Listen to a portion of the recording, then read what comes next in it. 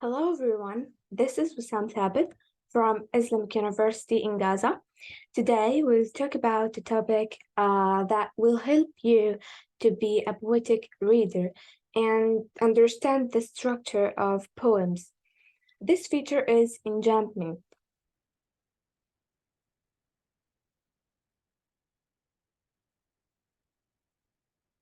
During this video, we'll discover things about enjambment, like its definition, the reasons of using enjambment, and we'll see an example.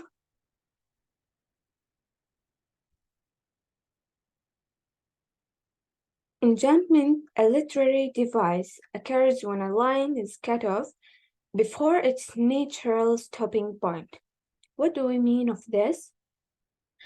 It's a kind of a practice of running lines from one to the next without using any kind of punctuation to indicate a stop, like periods or commas.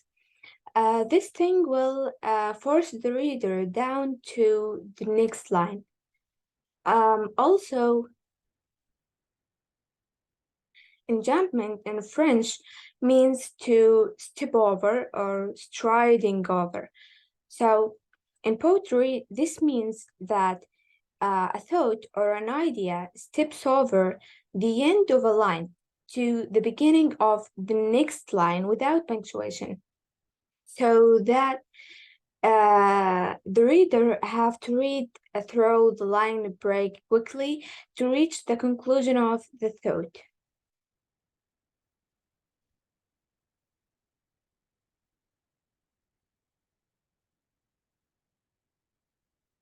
Let's move to the importance of the enjambment and why do poets use it.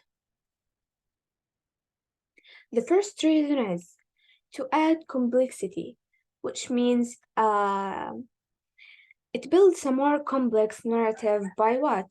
By fleshing out a thought instead of just confining it to one line. The second reason is create tension. It creates tension by forcing the reader to keep moving to find out what happens next. Number 3, build momentum. How? When we read a poem, our brain wants to move quickly to read the conclusion of the sentence.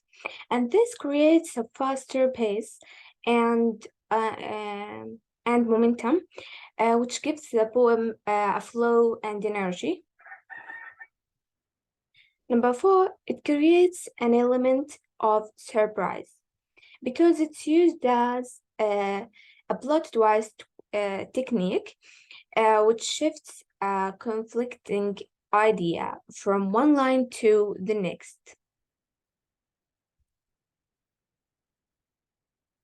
Now, let's see what did Mary Oliver say about enjambment. By the way, Mary Oliver was an American poet. Her work is inspired by nature rather than the human world. She said, when the poet enjambs the line, turns the line so that a logical phrase is interrupted, it speeds the line for two reasons. Curiosity about the missing part of the phrase impels the reader to hurry on, and the reader will hurry twice as fast over the obstacle of a pause because it's there. We leap with more energy over a ditch than over no ditch. But, and this is the most important part of this presentation, when you read the poem, ignore enjambment, okay? It only exists to give the poem structure. So let's see an example to understand what I said.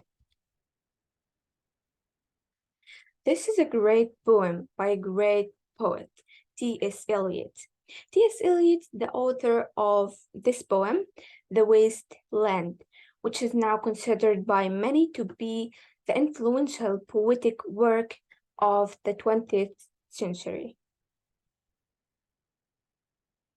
Now I'll read it in two ways, okay?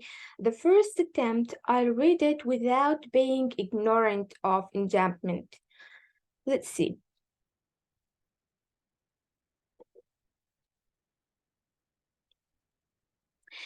April is the cruelest month breathing.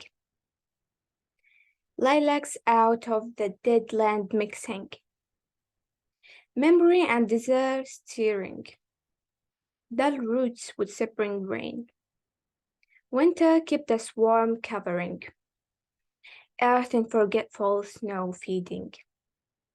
A little life with dried tubers. What do you think? Did you understand anything?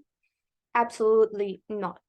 Or let's say you got confused and didn't understand 50% of the poem. Now let's try to ignore enjambment and you will see the difference. April is the cruelest month, breeding lilacs out of the dead land, mixing memory and desire, stirring dull roots with spring rain.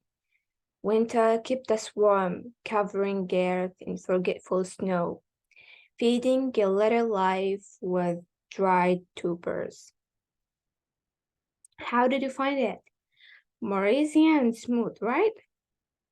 So this is the way how we read poems.